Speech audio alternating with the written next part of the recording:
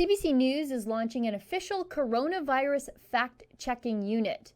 They're not going to have to look very far or too hard to find the major culprits in the spread of COVID-19 disinformation.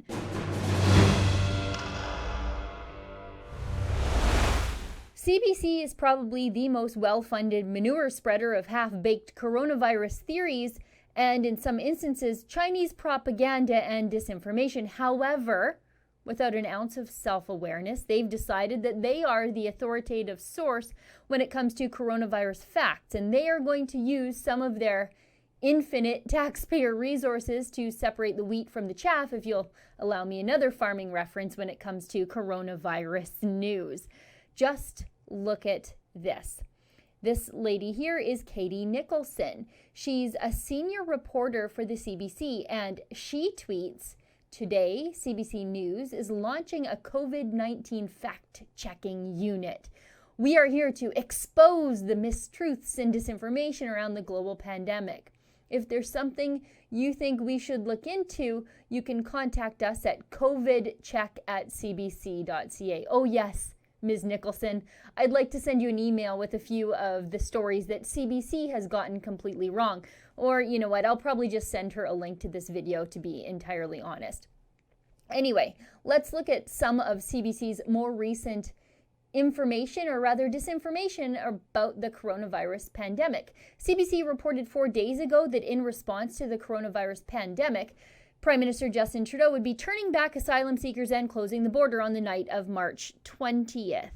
But as Ezra rightly pointed out in his series of screenshots of flight tracker information, airplanes full of people from mainland China were indeed coming as recently as yesterday, March 23rd.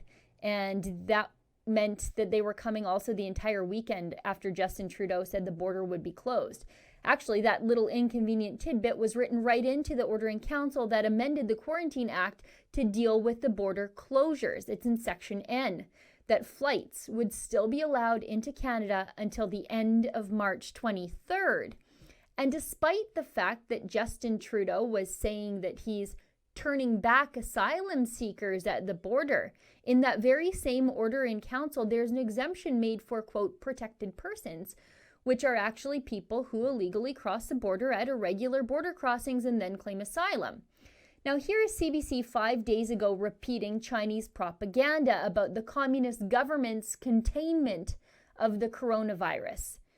It says, "There was some hopeful news in the global effort against the pandemic. There were no new cases reported Thursday in the virus epicenter of Wuhan, China, and its surrounding Hubei province, according to the country's Ministry of Health." Oh, okay, since the communists said so, then of course it must be true, right, CBC? I mean, that fact CBC reported without an ounce of skepticism comes directly from Xinhua, the Chinese communist state broadcaster. It's now being reported that China has no new cases of COVID-19 in Wuhan because Chinese officials are just not reporting them. Chinese officials are not admitting sick people to the hospital, so that they don't have to report these folks as official COVID-19 statistics. They're just turning away people sick with the coronavirus, highly infectious, turning them away at the door so that they can show the world and the repeaters, not reporters at the CBC, "Look, Ma, no new cases."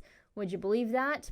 Now, I have one more very recent example of CBC completely getting a coronavirus story wrong, and they probably did it completely willfully.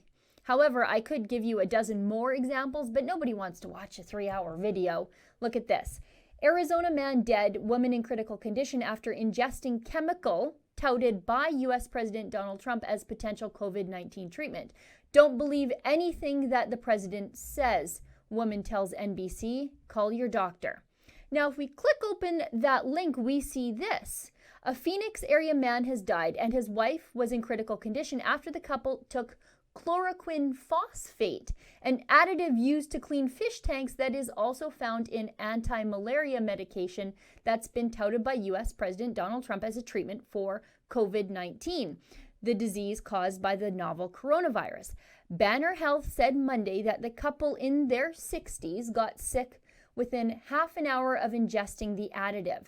The man couldn't be resuscitated when he arrived at a hospital, but the woman was able to throw up much of the chemical, Banner Health said. Trump kept saying it was basically pretty much a cure, the woman told NBC. She said her advice for people would be, don't take anything. Don't believe anything. Don't believe anything that the president says and his people. Call your doctor. Trump suggested that there could be some efficacy in coronavirus treatment from a malaria drug called chloroquine. Let me say that again. A malaria drug available by prescription from a doctor called chloroquine. What these people took was an anti-parasite fish tank cleaner. That's like drinking a jug of bleach because you found out chlorine is added to tap water in the treatment process to kill microbes, and then blaming someone else because you don't understand basic chemistry. But for CBC, it's just a misleading headline and a story about a crazy lady meant to blame President Trump for people being stupid and putting stupid things into their body. Trump definitely did not tell anybody to ingest fish tank cleaner. CBC claiming to fight pandemic disinformation is just like one of those horror movies where the scary phone call is coming from inside the house. For Rebel News, I'm Sheila Gunn Reid. Even though we're in the midst of a pandemic and we're all just sort of hunkered down in our homes, Rebel News is still going to be doing the hard work of holding the mainstream media and the government to account. If you like this video, make sure you give it a thumbs up. Make sure you're subscribed to our YouTube channel, and please ring the bell so you never miss a story. And if you'd like to support our coverage of the coronavirus, please go to helprebelnews.com.